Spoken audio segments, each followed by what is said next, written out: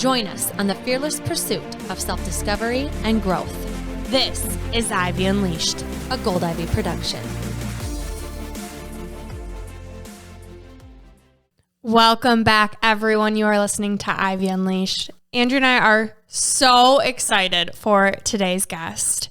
She is going to not only blow your mind, but your body. Yep. Yes. Welcome to Ivy Unleashed, Dr. Rachel Allyn.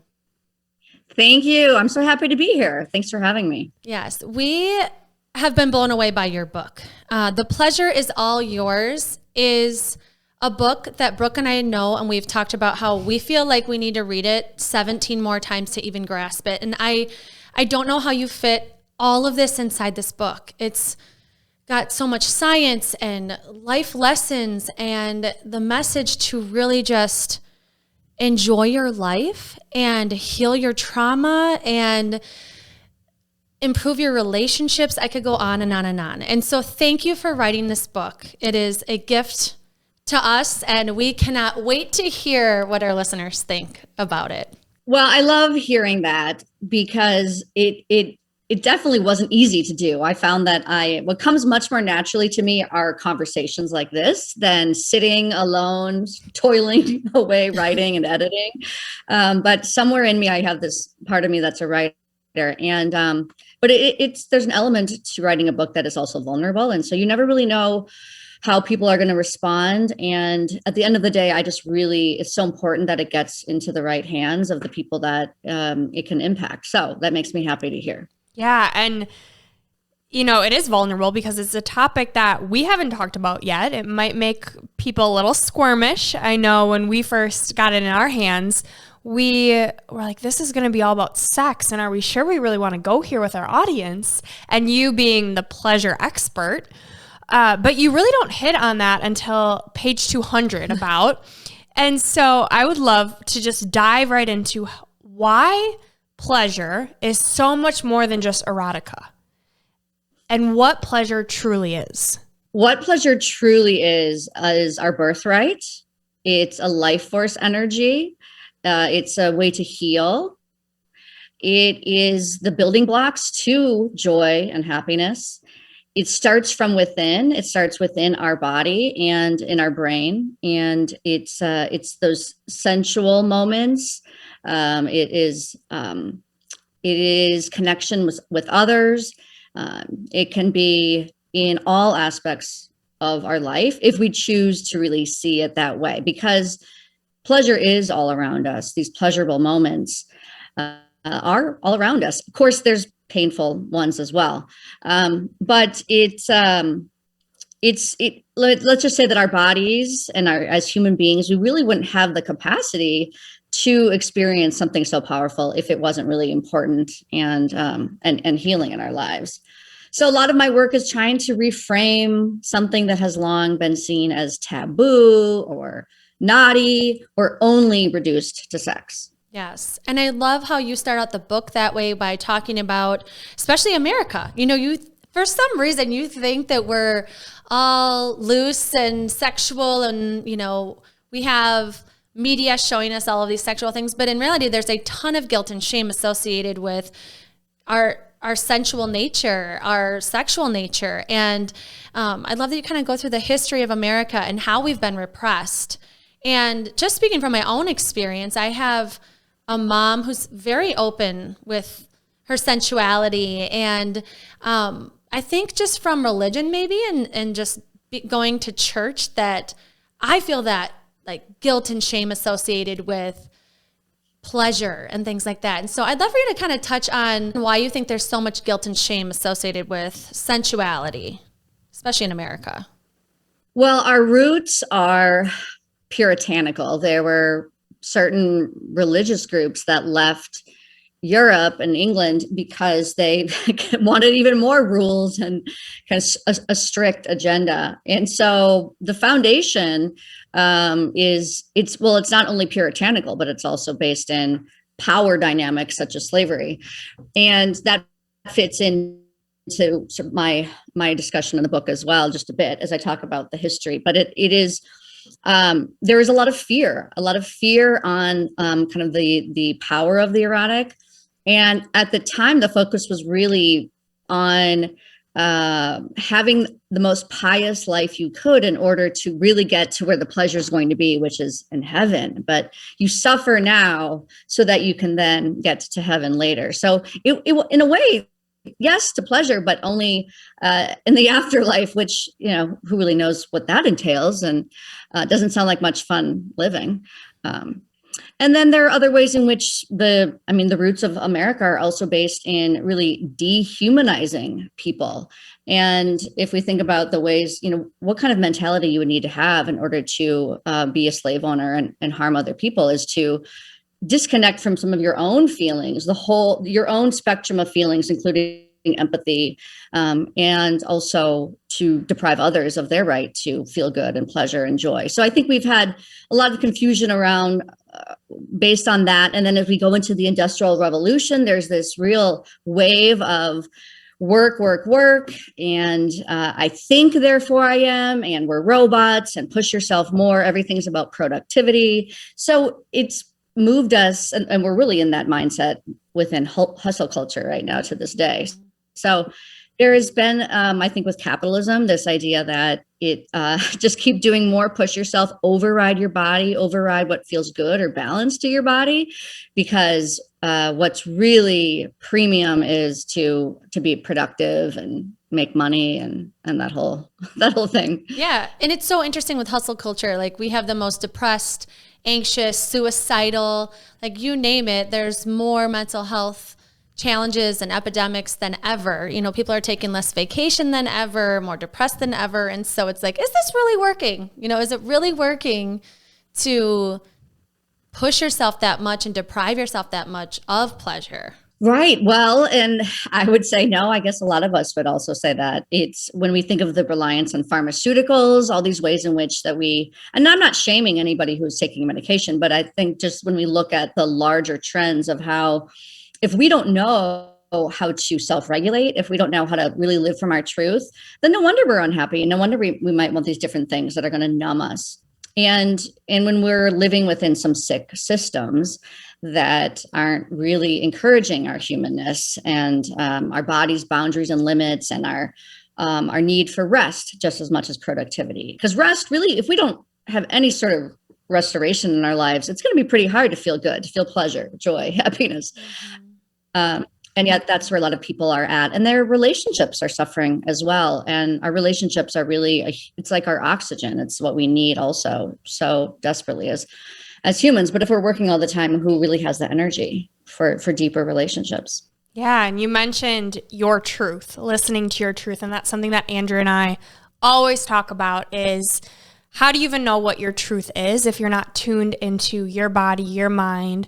The reason that it's important to us, and specifically to me, is because of my own healing journey and being so disembodied. And that's something that you talk about throughout the book, is being out of your body and not connected to your body. And so through my healing journey, it's been all about calming my nervous system, practicing mindfulness, which you talk about in the book, how it's a buzzword right now, mindfulness.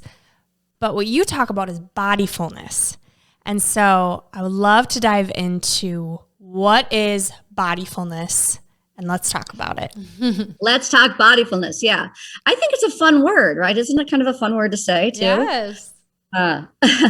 And yes, the buzzword of mindfulness is inherent. It's part of bodyfulness. Really, bodyfulness says that you have embodied mindfulness. So you have a regular practice of actually listening to your body, the language of your body, including your emotional body, how your emotions are in your body, but also things like energy levels, digestion, intuition, even just body temperature. So this is something that children are actually much better at. Animals are much better at. So once you have a regular practice of actually listening and paying attention, the next part really departs from mindfulness, because then it's the now what? Now that we have that awareness, what do we do with that in order to really heal, let go of past trauma, or to regulate and balance ourselves? And that's where we bring in, there's a lot of movement and expression and release. So that's where there's movement, whether it be traditional things that look more traditionally like exercise, but also things like tears, sweating, sighing, massage, foam rolling, yoga. So it's different for everybody what's going to be depending on what they just embodied and noticed.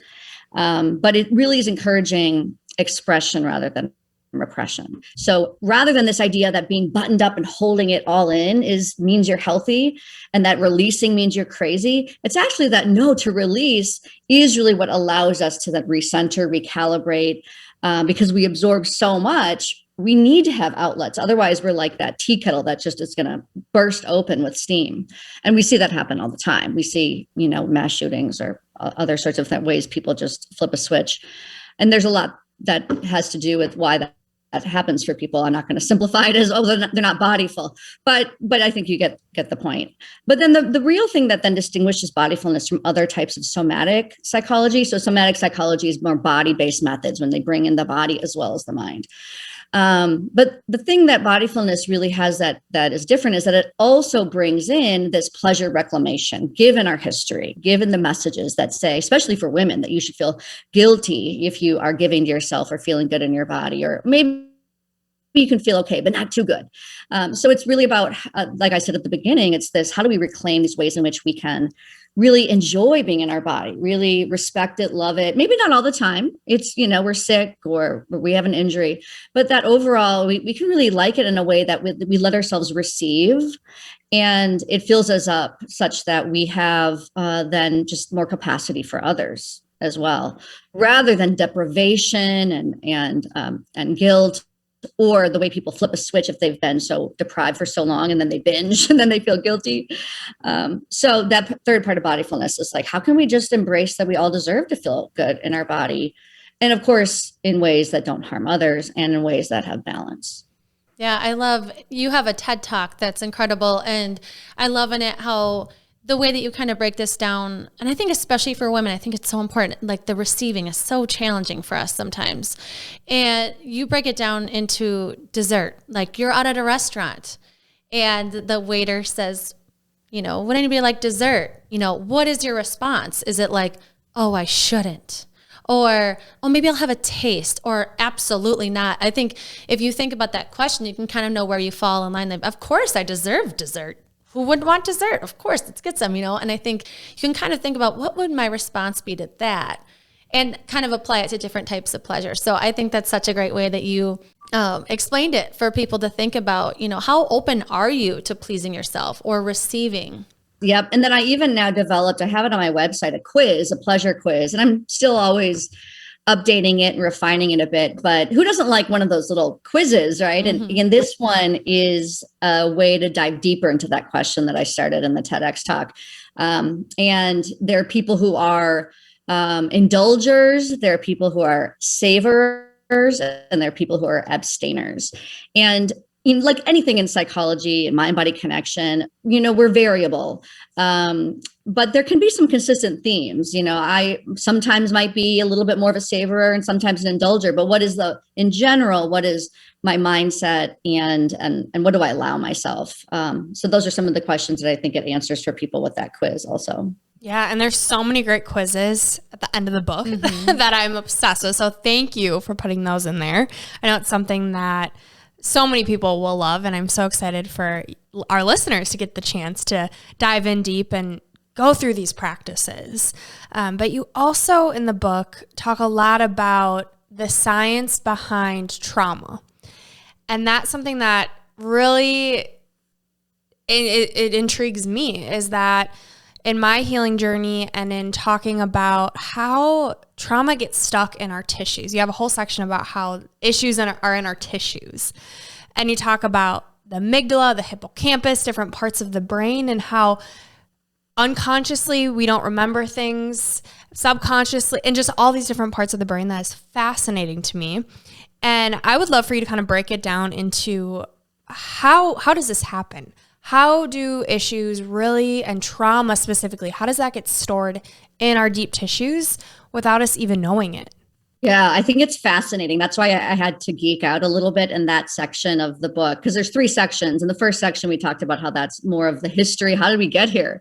And then that middle section is the pathway through of how can we understand the ways in which bodyfulness and receiving all sorts of healthy pleasures in life, how that can really, am I just making this up? Is this just some random idea? And really, I like to point out, I'm just integrating a lot of the wisdom from people and scientists, neuroscience, et cetera. So I'm integrating. I'm not saying I'm inventing a new method so much as bringing in the social and historical and political context with what we know about science. And we're learning so much in science right now about trauma in the body. I think it's a really exciting renaissance that's happening within psychology and psychotherapy, is this recognition that the quote unquote talking cure is not always enough for some conditions and situations. And now, I'm not anti-talking. There's so much that we can get from clarity and conversation and mental insights.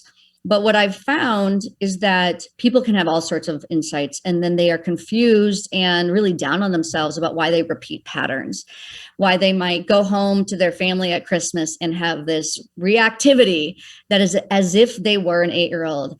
And it's probably because to their body, it is reacting like that 8-year-old because the trauma got stuck. And what really happens is that it's not that some of the stressful traumas in our life that are completely really the problem. It's what we do with that trauma. Do we have the opportunity after there's something traumatic to really complete our stress cycle? So basically complete that fight, flight, freeze. Fawn is now another one that we're including in order to complete that cycle and then feel safety again. Now, what happens for a lot of people, maybe they're a child and they don't have agency. So they just have to hold on to it. And so it's understood as like this frozen residue that really gets caught in our connective tissue and in our nervous system reactive patterns.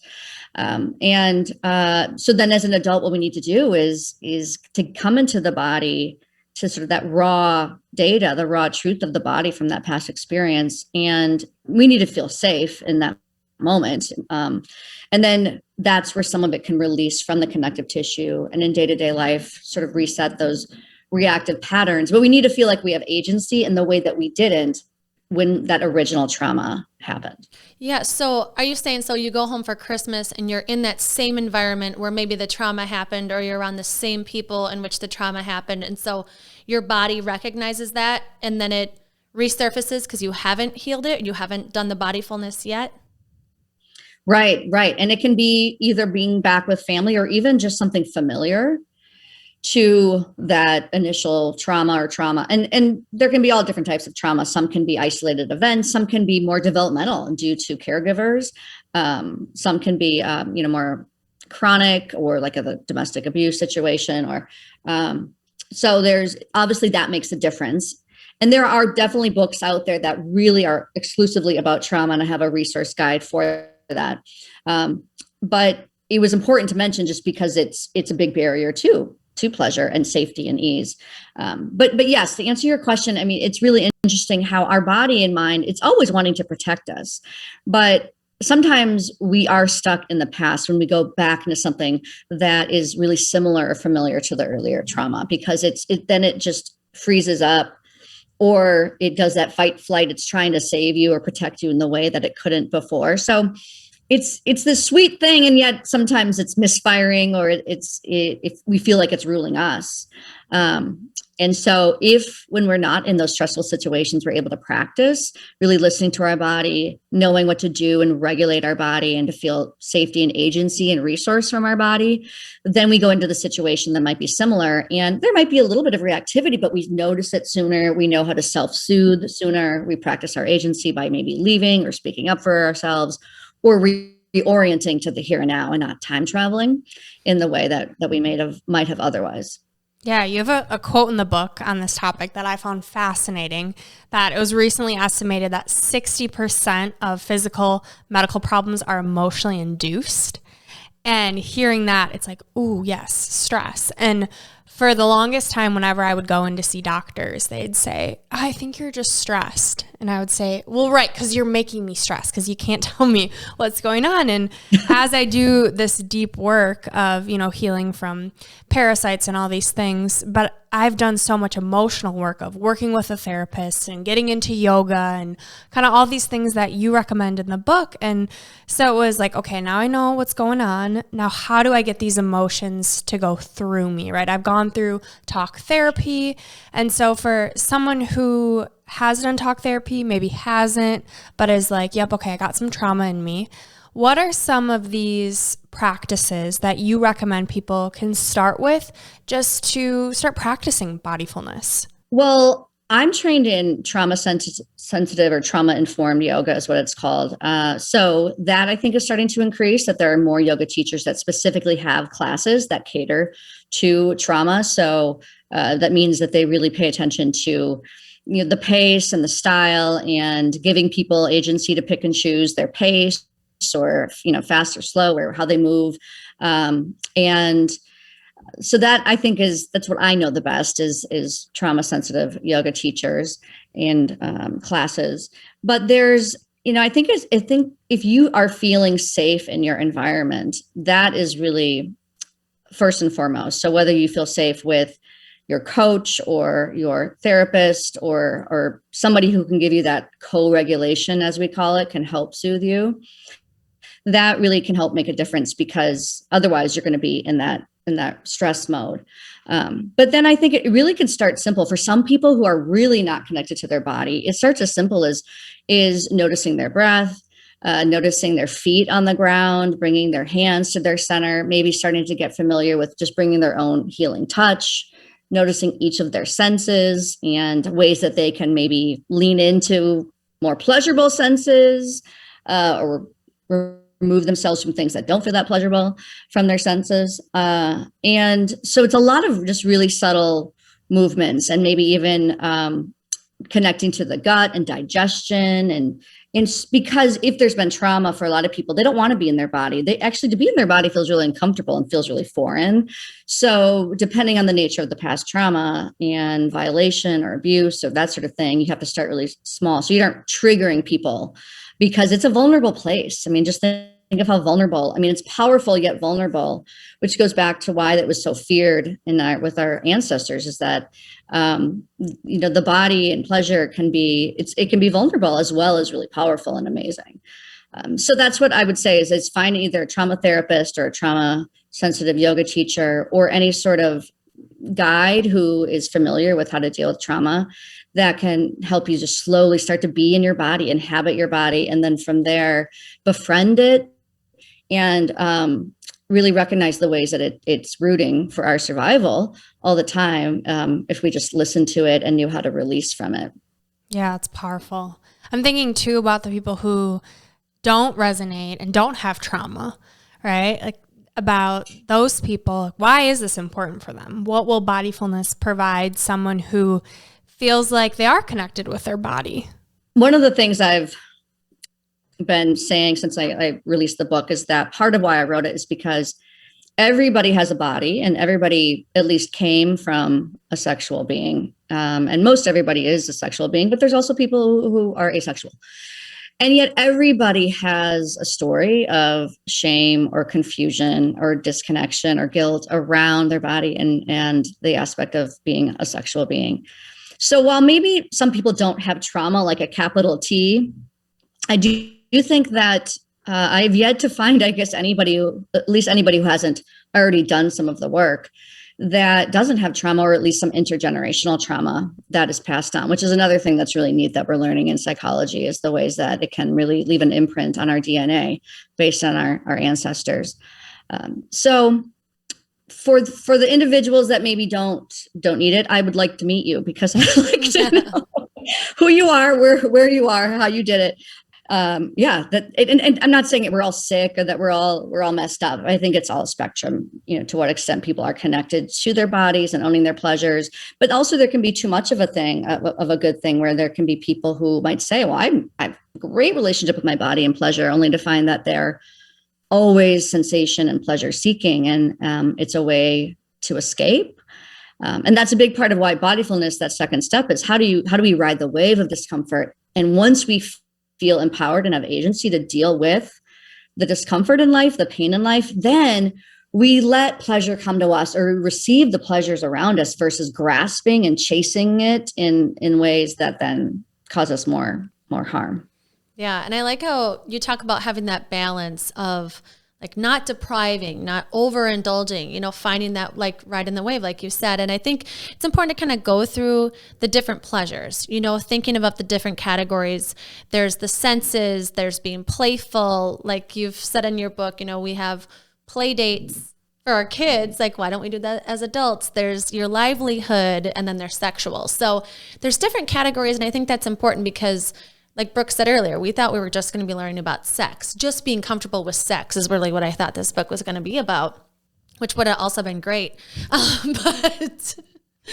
we can do this next time. We can have the whole next be focused on the third section, which is all about that. Yeah, but I'd love for you to just touch on how it's not just sex, that, you know, it's your senses, it's finding adrenaline, it's, you know, eating the dessert, it's playing with your kids, getting silly, you know, how it's not just sex in your day to day, and why those are important pleasures to also just, you know, that have nothing to do with sex, that are part of your routine. Mm-hmm. Yeah, they have nothing to do with sex, and yet they also do have something to do with sex, as far as they are the ultimate foreplay for our own selves and our own bodies, so that when we are in an erotic space, we aren't going to be blocked or stuck in our head or in this place of disconnection. So yeah, it's both and, I guess. But the reason I wanted to really focus on all these other ways that pleasures in our lives is it really started with, I had these pleasure parties, which were ultimately more about women coming together to talk about relationships and sex. I know there's other pleasure parties that might sell sex toys or do other things, but mine were really, let's have some champagne and chat and gab about relationships and our bodies and sex in a fun way. And what I noticed is that the main thing all the women really wanted was, you know, how can I have the best sex ever? I want to have mind-blowing orgasms and that sort of thing, only to find that a lot of people they didn't even really like their body or know their body, feel good in their body. And so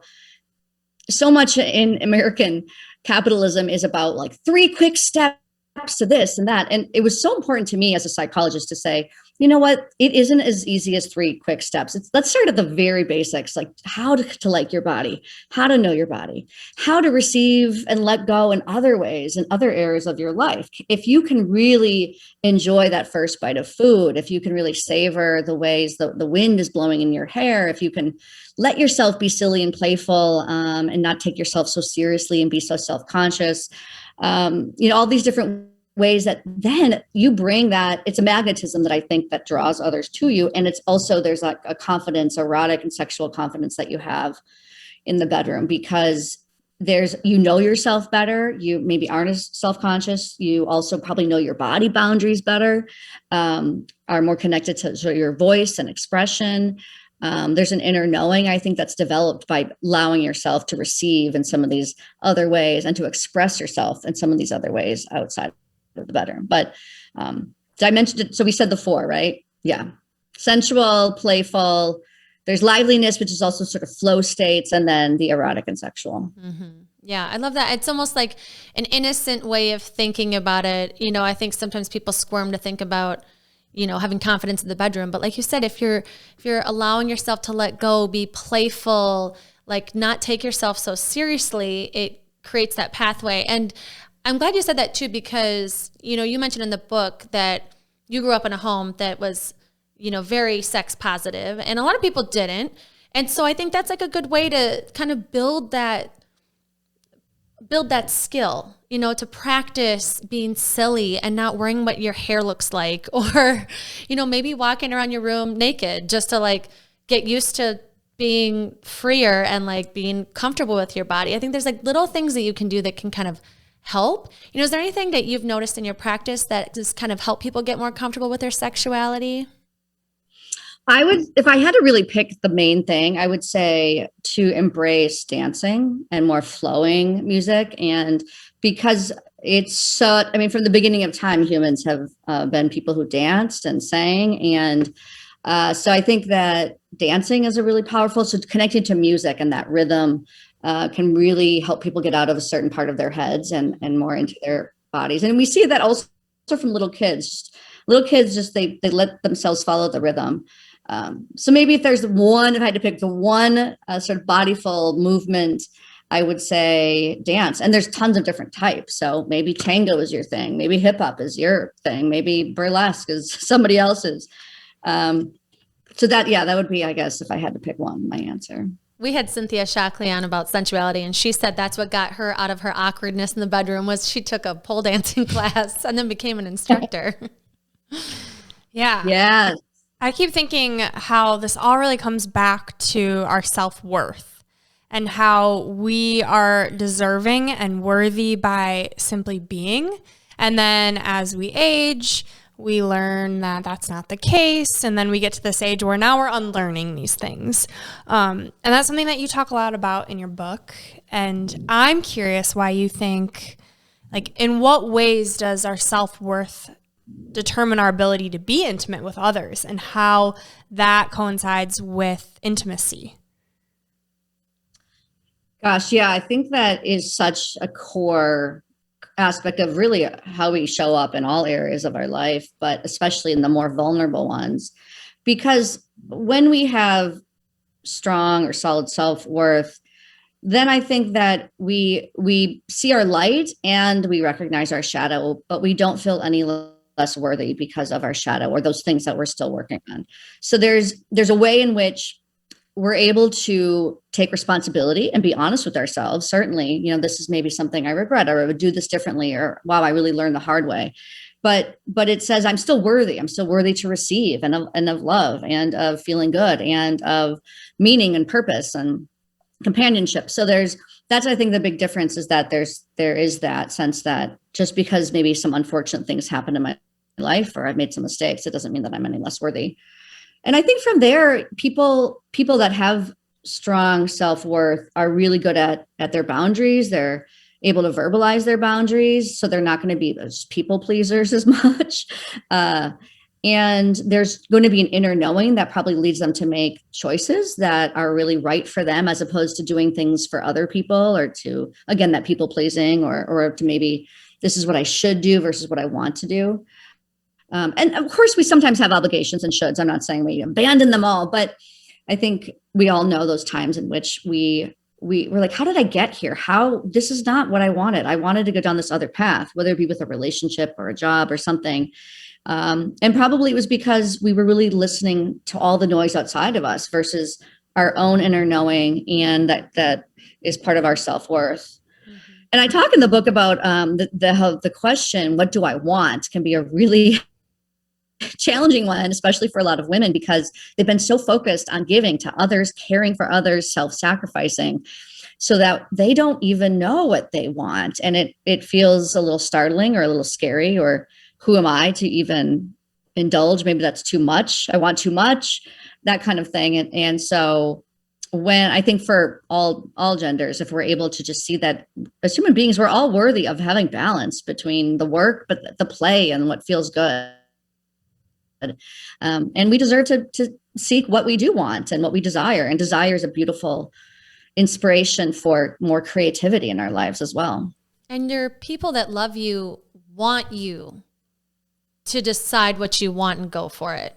I think there's that tough feeling of being selfish when you are thinking about what you want, you go for it, because everybody is watching you and they're like, how selfish, because they also want to be doing that, but they're not, So when Brooke and I coach, one of our main questions we ask, our clients are, what do you enjoy? What makes you happy? What makes you laugh? What brings you joy? And majority of our clients that are women, they have no idea. They have no clue. Well, I used to run, or mm-hmm. I used to, and so I think it's so important, the work that you're doing, especially with women, to get you to reconnect. Like, what makes you you? Like, don't you want your kids to know what it is that you love and watch you do it so that they do the same thing for themselves? I think it's something that, maybe we were taught this, but I definitely don't think we were designed to not connect to what makes us us and what lights us up. And how much better are you when you feel good? Mm-hmm. Right. Because that's ultimately then you just have more energy and capacity for other people. And that's why I think we should all figure out our non-negotiables. What are those 2 or 3 things that are just so helpful to regulating us, to just keeping us centered and solid ground and connected to ourselves? And when we don't prioritize those, how just everything else can feel kind of like a mess, or we aren't making, or showing up in ways that are really aligned with what we need. So yeah, go be selfish in the most unselfish way possible by giving yourself those things that you enjoy. I love that idea of just like, what is my bare minimum that makes me me, that I can, like, no matter where I am or who I'm around, I can incorporate that so that I show up as the most vibrant person I can, with my bare minimum necessities. I love that. Yeah. I'm curious what your non-negotiables are. Yeah. Well, mine is definitely one of the first ones is movement, is for sure having a movement practice pretty much every day of some kind. And, some days it's definitely like a workout class. Some days it's more of a walk or stretching or something. But it just cleanses me. I'm just clearer. It just sets the tone, and it's just my whole life. I've been an athlete or a tomboy or, outdoorsy. So it's just so bound up in who I am.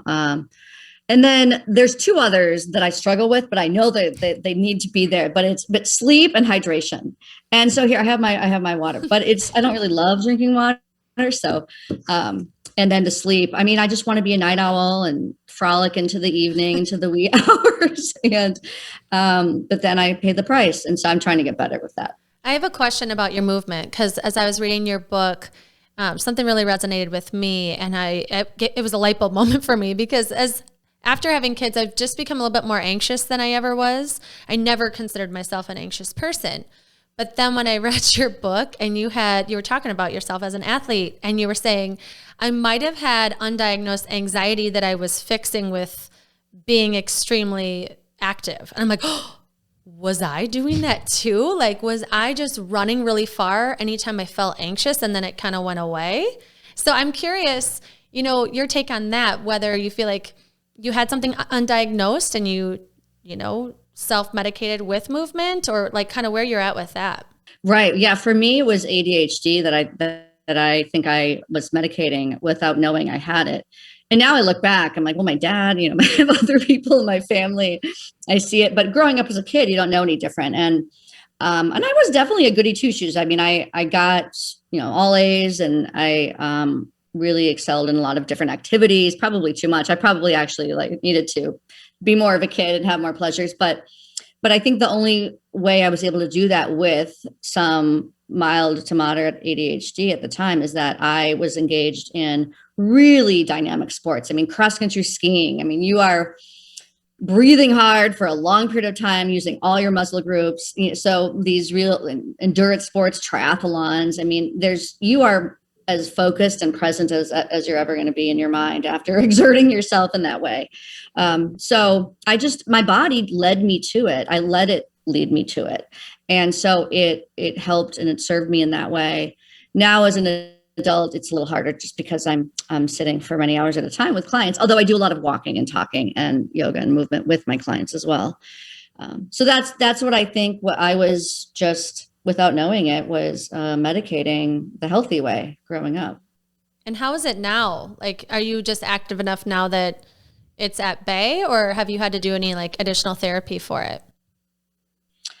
Well, I haven't had any therapy specifically for ADHD, but I definitely have to really pay attention to things like artificial sweeteners and colors and that sort of thing is exacerbated all the more with people who have attentional issues. But I definitely plan my day such that I have enough space in between clients so that I can stretch and release. I really carve out time for vigorous movement almost every day, or some way to discharge out the stress. And then look at how I've been trying to weave in walking with clients and yoga with clients. So, and I'm a better therapist for it. I have more energy for it when I do that, but it's definitely harder. I mean, think about growing up. I mean, it's expected that you have this chunk of time after school, maybe where you're in some sport or activity. Whereas now as adults, it's like, figure it out on your own, find the time. I just try to have accountability with friends, but I also I love it. I naturally want to move and exercise and engage in sports because I love it. And, that's what leads us to continue and stick with something if we actually, really resonates. For sure.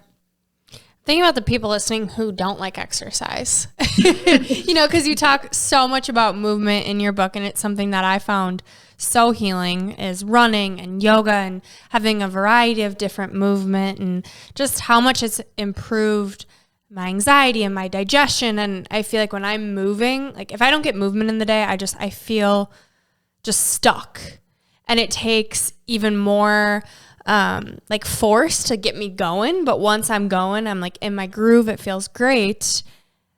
But for people who are just like, it's just not my jam, what do you recommend? Have you had clients who are like, no exercise, or what comes to mind? Yes, I recognize it's a big bias of mine. And I've definitely had a lot of people who aren't connected to their bodies. They don't see sports as anything enjoyable. Even going back to childhood, maybe they hated gym class, and it's this chore. It's this absolute chore that they don't like. And I say, just like we need a variety of food groups, we need to have a variety of movement in our life. So I tell people to experiment, try to just investigate all sorts of different things, because there might then be something that you're going to land on. It might be, water aerobics, and you would never try water aerobics your whole life. It's something about being in the water and the buoyancy, and it leaves you refreshed. So trying to just encourage people to try all different ways, because I think people go straight to exercise is what they have to do. When really, I want to help people just be embodied. So that could be a walk in the woods. That could be just some gentle stretching at your house, or Tai Chi or something. For me, I need something vigorous. For some people, doing Qigong or Tai Chi or ways of being in their body that are much more kind of contemplative or energetic, that might be the main thing that they need. I would say that for the most part, we all need a variety, though. We need to mix it up. But yet, as much as somebody can make it fun and playful and just sprinkle it in throughout the week, it doesn't have to be a long duration to actually for our mind, body health. It's more about 20 minutes, or 15, 20 minutes at least, for at least the goal of feeling better emotionally. So yeah, there's going to be those things. Just like I don't like drinking water, but I'm trying to make myself drink more water. I guess that's what they have to do with exercise. Yeah, it's how do you feel after? You get those 15 minutes in, and then how do you feel when you're at the computer all day hunched over and you're exhausted? Is that how you want to feel? And comparing yourself and between the two. And I love how you said experimenting, being curious with ourselves, and how does it make us feel? And do we want more of that? I love it. I love it. I'm the same way with water. I'm trying to force myself into drinking it. It's weird. You'd think like as a runner, you'd be super dehydrated and want to drink all the time. But yeah, it makes a difference. What do you notice with water for how you feel? Well, I think that it's somebody pointed out to me a while back that my fatigue was probably due to being dehydrated. And so then that's when I notice I'm fatigued. It's one of the things I go straight to, even though sometimes I'm tired from something completely different, or I have jet lag or who knows what. But yeah, I think there's things flow, things flow more when we're hydrated, when we're kind of keeping that elixir through us. Like I say in the book, motion is lotion. Well, yeah, any sort of fluidity and hydration is a big part of that too. And it makes you go to the bathroom, so you have to get up out of your chair and get moving. Or even like bringing it back into the bedroom.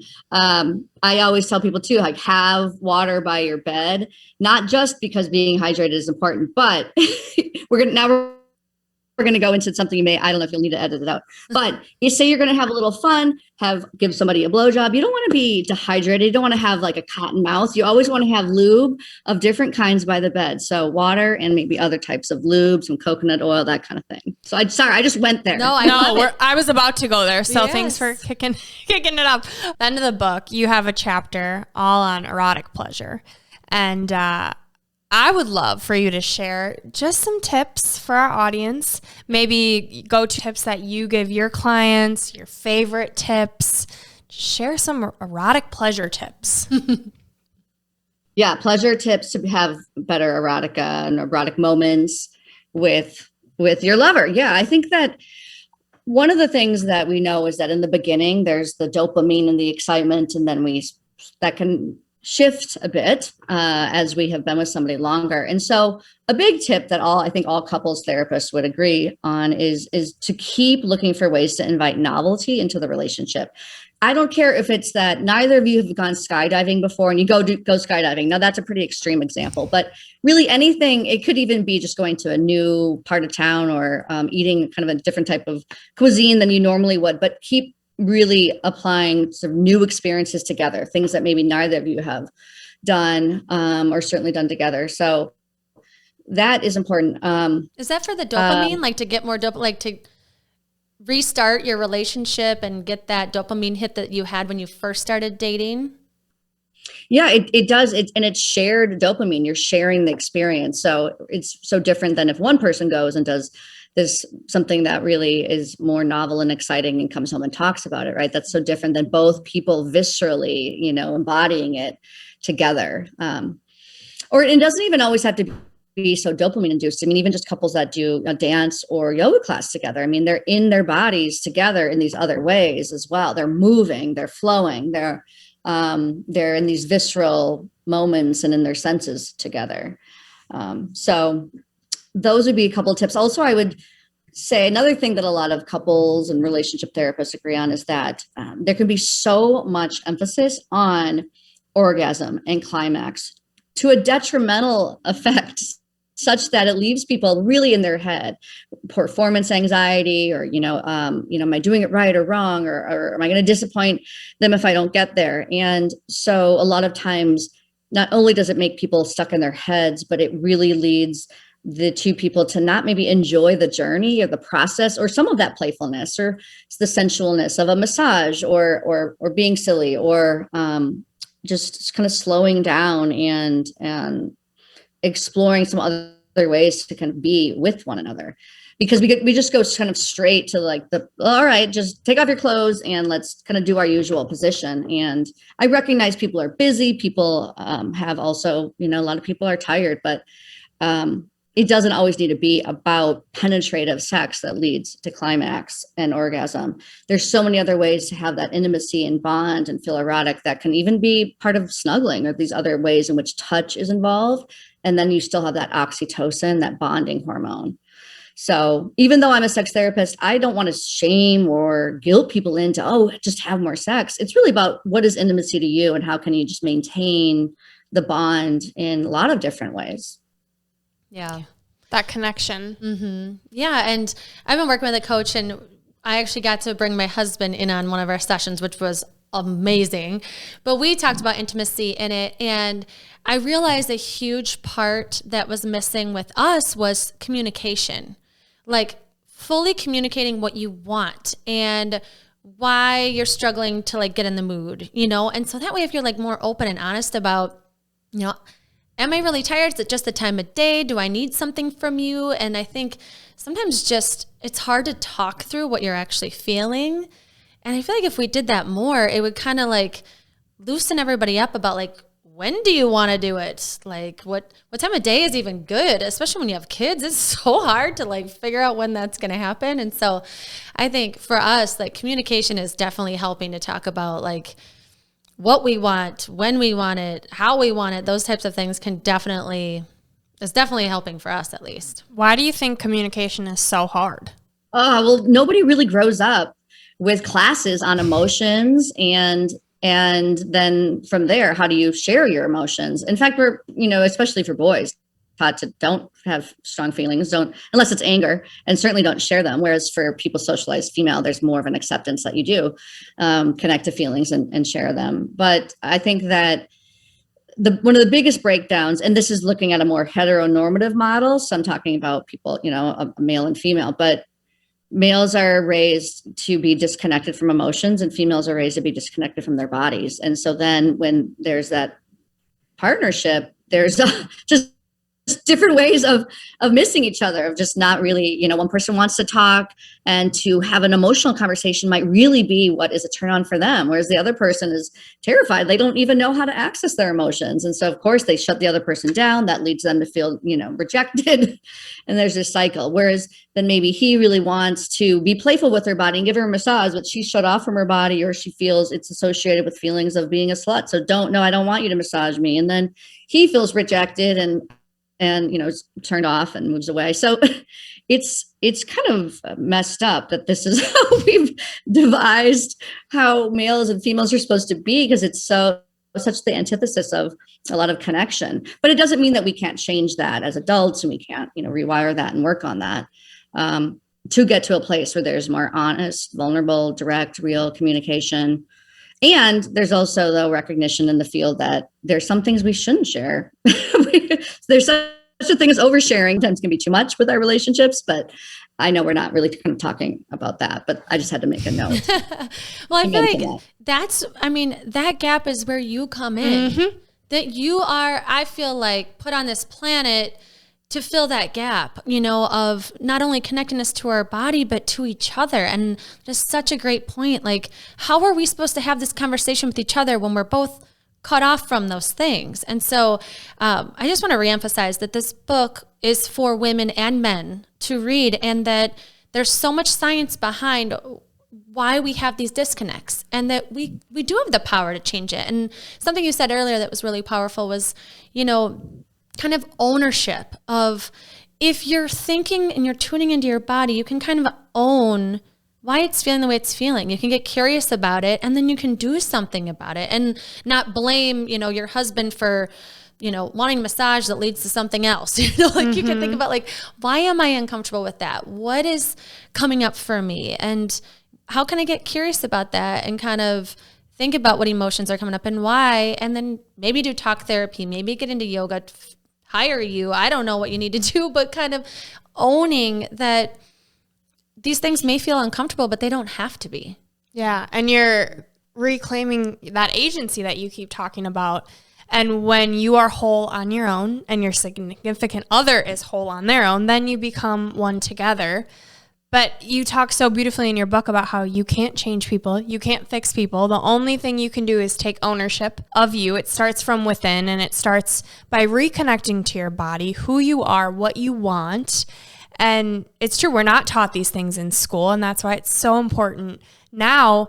And I also want to emphasize that it's never too late to tune into who you are, what you want. It's never too late. Yeah, and something juicy that I want to just touch a little bit is you had an eat, pray, love type of experience in your life. And we're kind of wondering if you would talk to us about what happened and what you learned from it. Right. Yeah. Because Bali was really central to the story, it seemed all the more so like the eat, pray, love experience. And it basically, divorce and Bali were involved. But because I went to Bali, it was for my honeymoon, even though it was about a year or so after actually getting married. And of course, you expect your honeymoon is going to be this really romantic getaway. And it was quite honestly the trip in which I just had this moment where I was really brought to my knees, realizing that my partner, my husband, it wasn't romantic at all, and really didn't have any romantic feelings for me. And I didn't dive into it really specifically just out of respect to him, but it was a real moment for me that was devastating, understandably. I've been waiting all these years for his medical residency to end so that we could reconnect. And here was his chance, and he didn't really want to.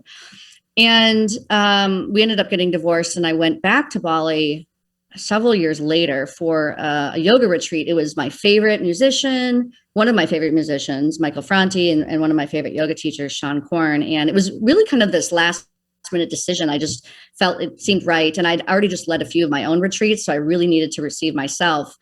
And at that time I was unpartnered, and I went there, and I did feel like I just was so liberated and free to enjoy the country in the way that I couldn't before.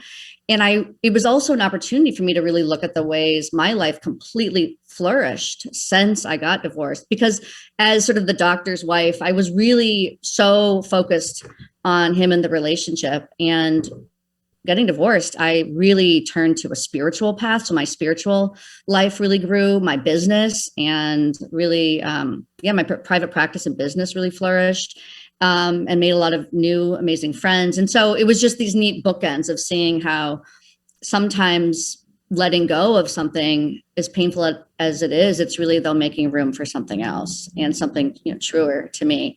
So then I had a fun, wild time in Bali for those few weeks, and I'll have to make it back there. I recommend everybody going there. Yeah. Oh, that sounds amazing. And so do your retreats. Will you talk to us a little bit about what these retreats entail and how people can get involved?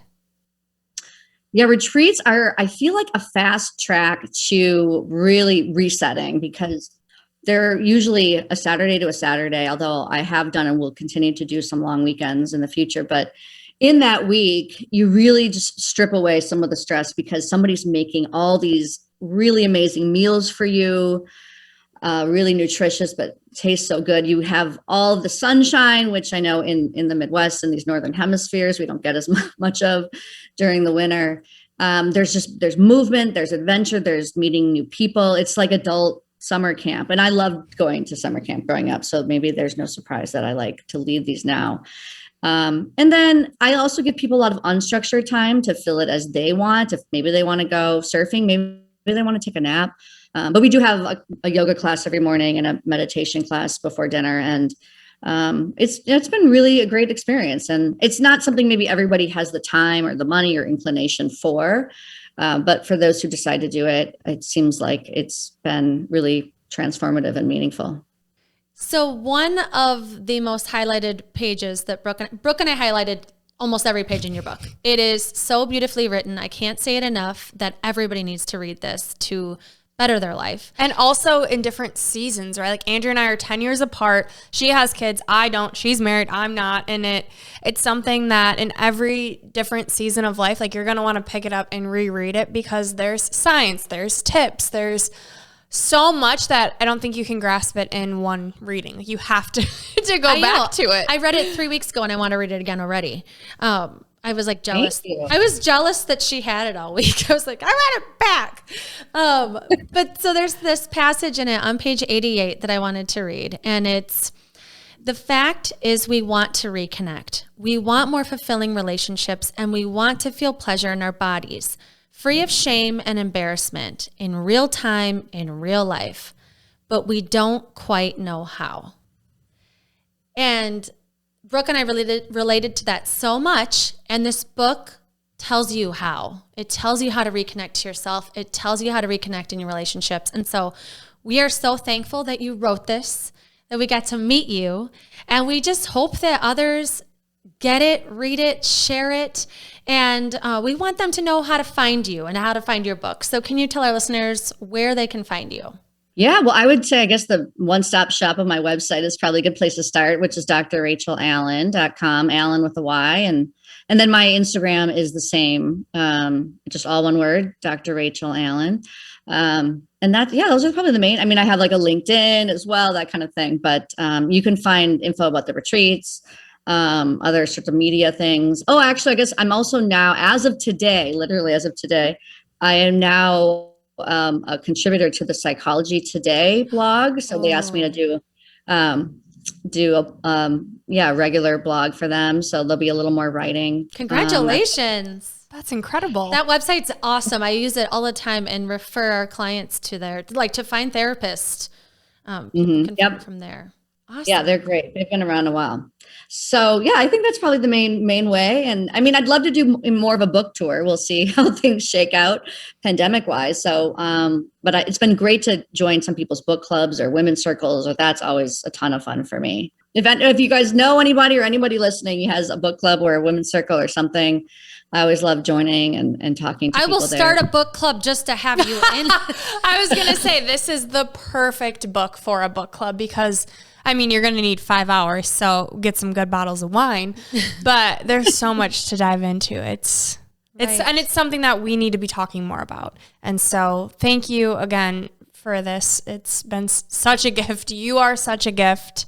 Can't tell you how much it means to us for you to be here with us. And we will plug everything in our show notes, on our socials, because we want everyone to have access to you and your amazing work. I'm getting nervous that we're ending the show because I don't want you to go anywhere. And I feel so honored that you're with us. And I'm like, let's keep it forever. But anyway, we always wrap up our show with 3 gold stars for our listeners. Would you like to share your 3 gold stars? Well, some of them I mentioned a little bit earlier, but I have throughout the book a bunch of little rhymes because sometimes that's what helps people to remember things. But the first is to name it is to tame it. So and we were referencing that idea of owning it. So just really that awareness of like, I'm naming how I feel or naming my experience.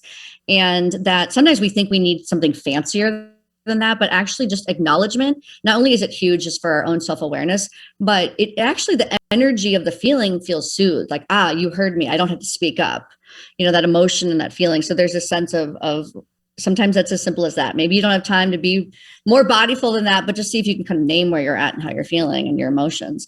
And then the other ones that I mentioned that I love, I love to say expression, not repression. So, and there's also a lot of suppression, which is repression tends to be a little bit more subconscious, whereas suppression is like, maybe we know we're like burying something.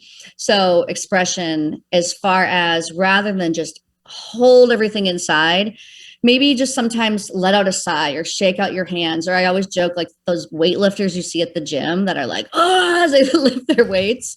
Like sometimes that is actually a really healthy discharge to express out and release some stress.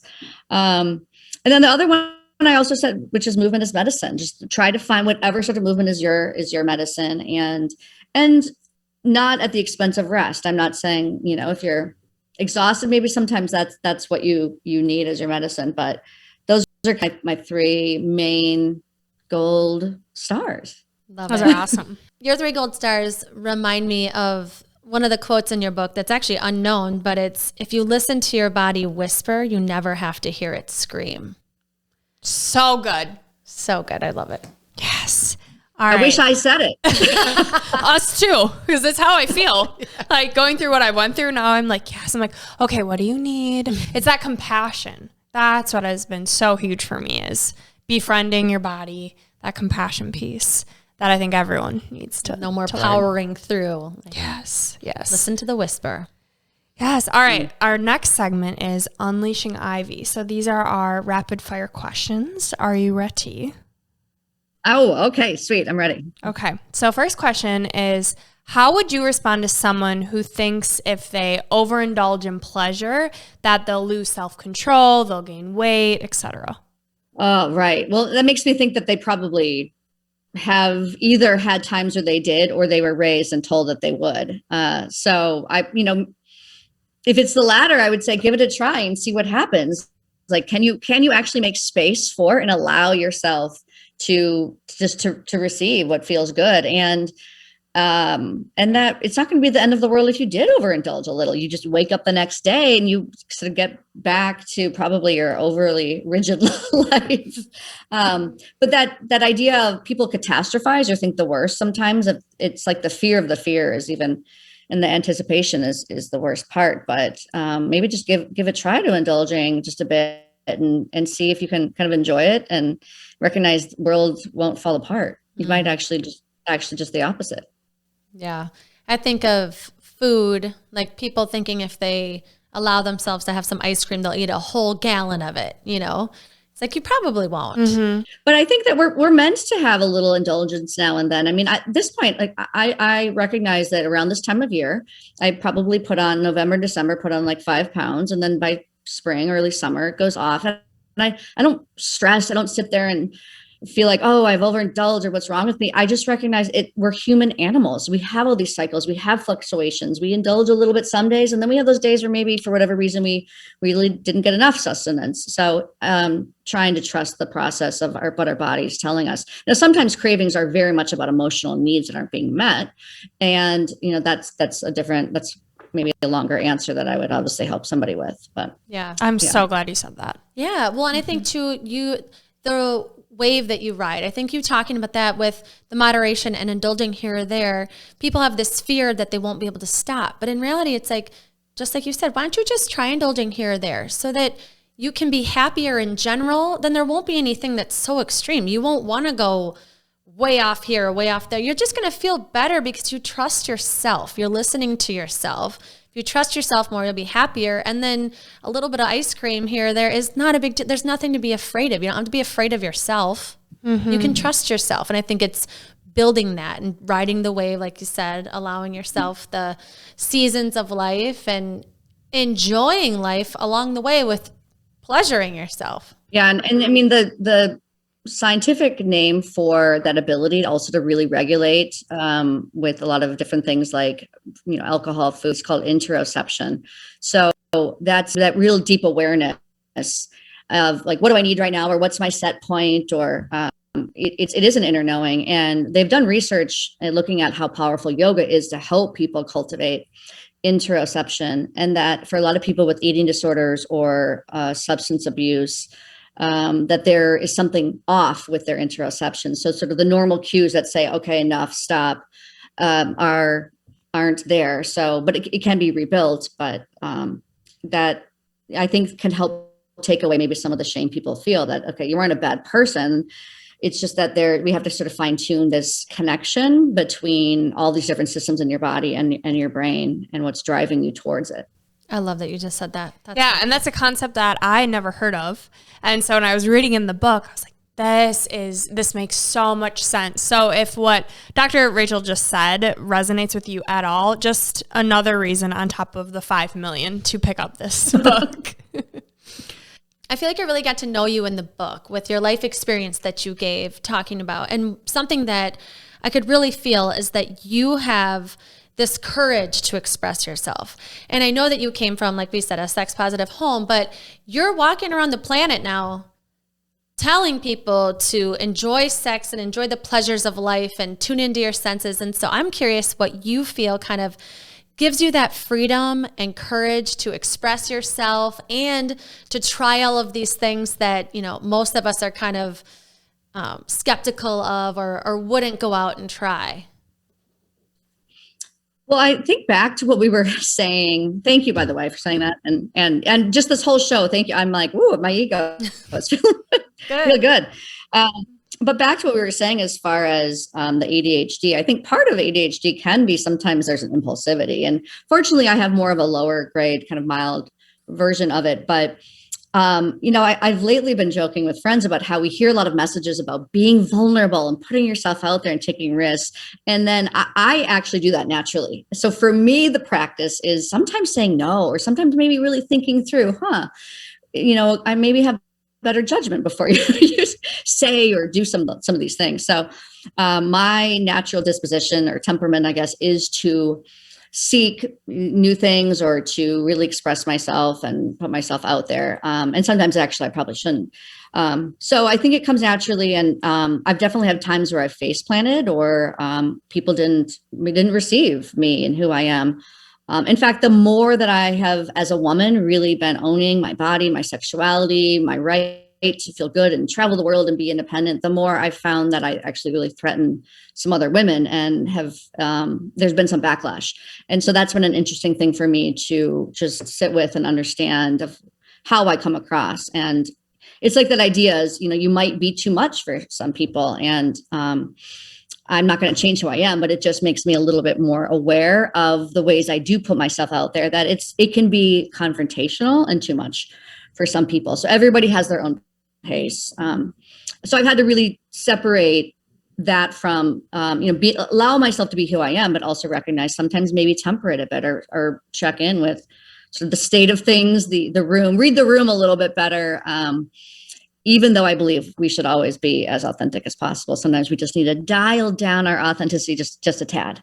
That's got to be a tough balance because, you have been a very busy woman. Like you have been on multiple talk shows and in all kinds of magazines. And I feel like that has to be so hard because, my gut says, well, those people aren't your people. Like, I love everything about you. This book is incredible. It's changing my life. And I feel like if you're feeling something so passionately, say it. And if people doesn't resonate with them, like, don't read it then. But I understand what you're saying too, that, there needs to be a professionalism or whatever. But I bet that's so tricky to, like you said, be authentically you, but then kind of like tiptoe around certain people. I feel like I can relate to that a lot too. Yeah. I don't know. And I don't know if it's tiptoeing so much. It's just, I think that we all, have to just recognize we wear different hats in different places. And I do tend to act pretty much the same in most, from scenario to scenario. But I guess, part of being a mature adult is sometimes you recognizing, like, for example, the Psychology Today blog. If that was a blog just on my own website, I would have changed the phrase, women want a grown ass man to, as I did on the blog, they want a mature man. There's little moments like that where, right, we just, we're still ourselves, but we just maybe got to speak to the audience in order to be heard, in order to be received, because they still get the message across. Like in that situation, the message of the blog is still coming across, but really it's going to be better received for that audience if I am just a tiny bit less me. Yeah. Well, you're reading the room, like you said, and knowing your audience. So it's not that you're not you're just being very careful and intentional about how you come across is what I'm hearing. Exactly. Yeah. Yes. All right. And our last question, what's one thing you wish you would have known sooner?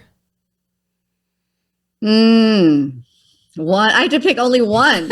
Oh no, you could talk all day. We'll just stay here listening to you talk about whatever you wish you would have known sooner. Well, gosh, I think that it's really, I wrote the book that I felt that I needed a while ago, even though I did grow up in a sex positive household and was this athlete. I basically, it was almost like I relapsed for a while there in my college and 20s, where there was just the messages of what I was supposed to be as a woman really penetrated in a way that wasn't healthy, to look a certain way, being, especially as I skied Division I, and just in doing sports, there's the pressures of to be smaller or to, look or act a certain way. I wish that I had just said, F that. And at the time, because I think it did take me out of myself. I was very much more in my head. But it's a journey, and it's part of sort of the hero's journey, is we have these times in which we get away from ourselves. And then through the practice of coming back to ourselves, we do hopefully gain some more wisdom. And so the book wouldn't have been written, I guess, if I hadn't gone through those like 5 to 10 years where I felt like I really wasn't inhabiting and loving and experiencing my body in the way that I do now. And for the record, it's not like every day I wake up and I'm like, woo, I'm loving my body. I'm a human being, where I also have my moments where I'm like, oh, my aches, my pains, or I wish I would do this, not that. But overall, I feel such a liberation and freedom from like worry about how the outer form and shape of my body or what I'm putting into it. There's just a steadiness and an inner trust. So I wish I had carried that through kind of from I'm more like 15, 16 into 26, those years. Yeah, that inner trust, knowing that our body, our mind, it's interconnected and it's there to protect us. We just have to listen to it. Well, I am so sad to sign off the show. I want to talk to you forever. I'm so grateful that you joined us, and your wisdom, your insight. It's just beautiful. This book, The Pleasure Is All Yours, is an incredible, incredible book. And I just want to thank you again for writing it and sharing it with the world. Oh, well, thank you. I'm really happy that you guys took the time to read it. We're all kind of competing for what information we digest. And so thanks for taking the time to check it out. Oh, it's so worth it. And everyone needs this book. And we can't wait to go on your retreats and to hang out with you again. We're so excited. It's going to happen. Yes. Let's make it happen. Yes. All right. Well, we leave our listeners with a piece of gold. Would you like to share your gold with us? All right. I have a quote from one of my favorite poets. And despite her being one of my favorites, I'm not sure if I'm pronouncing her name correctly, but it's Nayyirah Waheed. She's got a lot of great stuff, but the one that I love is, yes, I do have the right to be this lush and never ending. This is Gold Ivy signing off. Listen to your truth and go chase your gold. Oh my gosh.